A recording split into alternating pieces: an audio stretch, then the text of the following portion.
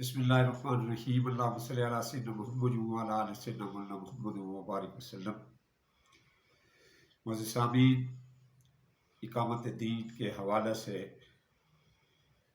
پاکستان میں جس کا مقصد قیام بھی یہی تھا کہ یہ اسٹیٹ ایک پیورلی اسلامی اسٹیٹ ہوگی اور نفاذ اسلام ہی اس کا مقصد قیام تھا۔ افسوس ہوتا ہے کہ آج 74 سال گزر چکے ہیں، اس کے باوجود یہاں پر نہ نفاذ اسلام ہوا، نہ یہاں پر اسلامی اسٹیٹ مکمل بنی۔ تو اس لحاظ سے میں یہ سمجھتا ہوں کہ بیسیکلی جہاں پر یہود و نصارہ کی یہ کوشش رہی ہے کہ اس اسٹیٹ کو اسلامی اسٹیٹ مکمل عملی طور پر نہ بنانے دیا جائے، وہاں پر سب سے بڑی جو کوتاہی ہے وہ ہمارے اپنے علماء دین کی ہے۔ علماء دین کی آپس کی تفرقہ بازی کی وجہ سے حکمرانوں نے اس چیز کا فائدہ اٹھایا اور ان کو آپس میں لڑا کر آپس میں فرقہ بندی کرا کر ایک دوسرے کے مخالف کر کے ان کو یک زبان نہ ہونے دیا، جس کا حال یہ ہے۔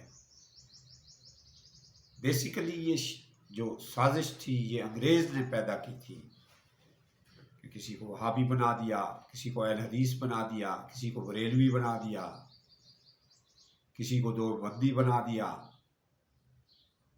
یہ اس کی سازش تھی، انگریز کی سازش تھی،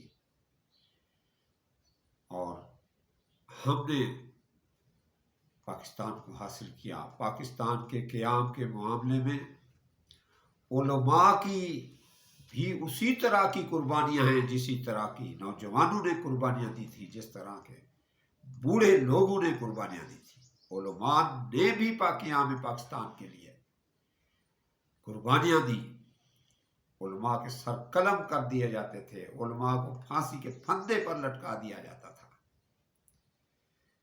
اور معزز سامعین یہ یاد رکھیں، واحد عالم ہی ہوتا ہے جو سوتا ہے تو وہ بھی عبادت میں شمار ہوتا ہے، لیکن ہمارا المیہ یہ ہے بالکل اسی طرح جس طرح بنی اسرائیل کے علماء نے لوگوں کو، حکمرانوں کو اللہ کی کتاب کی طرف رجوع کرنے کے لیے بار بار کوشش کی اور انہیں برائی سے منع کرنے کی بار بار کوشش کی، لیکن وہ لوگ برائی سے نہ ہٹ پائے، حکمران اپنی عیاشیوں سے نہ ہٹ پائے، عوام اپنی مستیوں سے نہ ہٹ پائے۔ تو بنی اسرائیل کے علماء نے جب یہ دیکھا کہ یہ ہمارا کہنا نہیں مانتے اور الٹا ہمیں یہ تنگ کرتے ہیں، تو وہ بھی ان کے ساتھ شامل ہو گئے۔ جب وہ شامل ہو گئے ان کے ساتھ، تو اللہ نے اپنے دو انبیاء کے ذریعے، حضرت داؤد علیہ السلام کے ذریعے سے، حضرت عیسیٰ علیہ السلام کے ذریعے سے ان پر لعنت فرمائی۔ حضرت عبداللہ ابن مسعود سے یہ روایت ہے کہ نبوت بنی اسرائیل کے واقعات سناتے ہوئے، علماء کے واقعات سناتے ہوئے، جب اپنے علماء سے خطاب کرنے لگی، کو حکم دینے لگی، تو فرمایا کہ تم نہ ان جیسے ہو جانا۔ اللہ کبھی مشیما فرمائے، مفہوم اسی طرح کا ہے کہ تم بنی اسرائیل کے علماء کی طرح نہ ہو جانا، جو عوام کے ساتھ مل گئے تھے، جو حکمرانوں کے ساتھ مل گئے تھے۔ تم نے ہر حالت میں نیکی کا حکم دینا ہے، تم نے ہر حالت میں برائی سے روکنا ہے۔ یہ اصل مقصد دین ہے، اقامت دین بھی یہی ہے کہ ہر حالت میں نیکی کا حکم دیا جائے، اقامت صلاۃ کرایا جائے، معیشت کو، سیاست کو، تجارت کو، معاشرت کو ہر حالت میں دین کے اندر لے آیا جائے، دین کے دائرے میں لایا جائے۔ آپ دیکھیں کہ ہندوستان کے اندر بہت بڑی عظیم شخصیت مجدد علم ثانی رحمت اللہ علیہ نے جہانگیر کا کہنا ماننے سے انکار کر دیا اور جہانگیر کو سجدہ کرنے سے انکار کر دیا۔ جہانگیر نے اس کے لیے ایک ایسا سما بنایا کہ یہ جب آئے گا تو میں سامنے تخت پر بیٹھا ہوں گا اور یہ اپنا سر جھکا کے دروازہ جو تھا اسے نیچا کر دیا، یہ میرے سامنے اپنا سر جھکائے گا۔ عالم اللہ کو علماء کی ذہانت و فراست، حکمت و دانائی کی دولت یہ ہوتی ہے کہ علماء وارثۃ الانبیاء، علماء وارث ہوتے ہیں انبیاء علیہ الصلوۃ والسلام کے۔ تو مجدد علم ثانی رحمت اللہ علیہ جب جہانگیر کے دربار میں گئے تو جب دروازے کی حالت کو دیکھا تو ان کی ذہانت و فسانت میں انہوں نے بجائے اس کے کہ اپنا سر اندر کی طرف کرتے، انہوں نے پاؤں اندر کر کے پہلے پاؤں اندر کیے پھر اپنا سر اندر کیا اور جہانگیر کا کہنا ماننے سے انکار کر دیا۔ پھر کیفیت یہ ہوئی، وہی جہانگیر، وہی شہنشاہ، پھر اس کی کیفیت جب بدلی تو وہ پھر دین کے احکامات پر عمل کرنے لگ گیا۔ ہمارا المیہ یہ ہے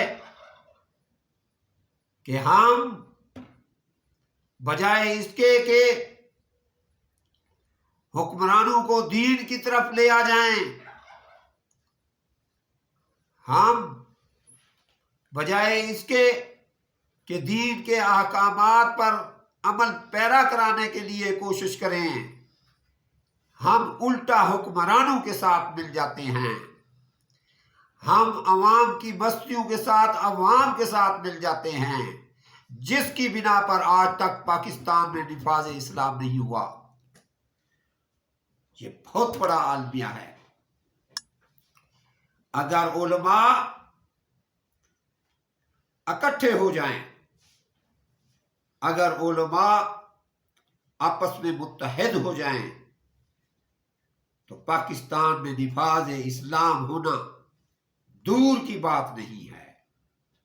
علماء کے لیے حکم ہے کہ وہ نبوت کا کہنا مانیں گے، وہ اللہ کا کہنا مانیں گے، دین کی تعلیمات بھی یہی ہیں، اطیع اللہ و اطیع الرسول، ہم کسی اور کا کہنا نہیں مانیں گے۔ ہمارا جو نظام مملکت ہوگا وہ دین پر مشتمل ہوگا۔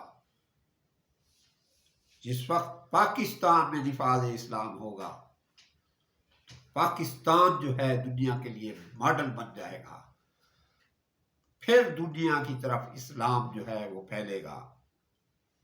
لازم یہ ہے کہ ہمارے علماء اکٹھے ہو جائیں، وہ چھوڑیں اپنی خانقاہیں، وہ چھوڑیں اپنی دستاریں، وہ چھوڑیں اپنے عہدے، وہ دین کے ساتھ لگ جائیں۔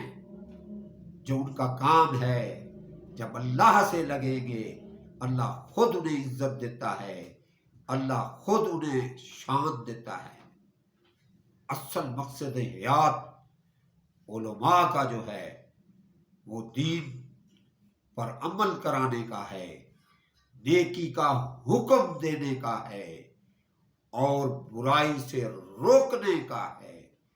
یہ دونوں باتیں ان کے لیے لازم ہیں کہ وہ ہر حالت میں ایک دوسرے کی مخالفت چھوڑ کر جب کتاب بھی ایک، جب خدا بھی ایک، جب رسول بھی ایک، جب دین بھی ایک، پھر کس چیز کا تفرقے بازی ہے؟ آج علماء اگر اکٹھے ہو جائیں پاکستان کے اندر نفاذ اسلام ہوگا. کیوں کہ پاکستان کا مقصد ہی لا الہ الا اللہ تھا، اس کے علاوہ کوئی مقصد نہیں تھا. سبحان ربک رب العزت عما یصفون والسلام علی المرسلین والحمد للہ رب العالمین. اللہم صلی علی محمد وعلی آل محمد وبارک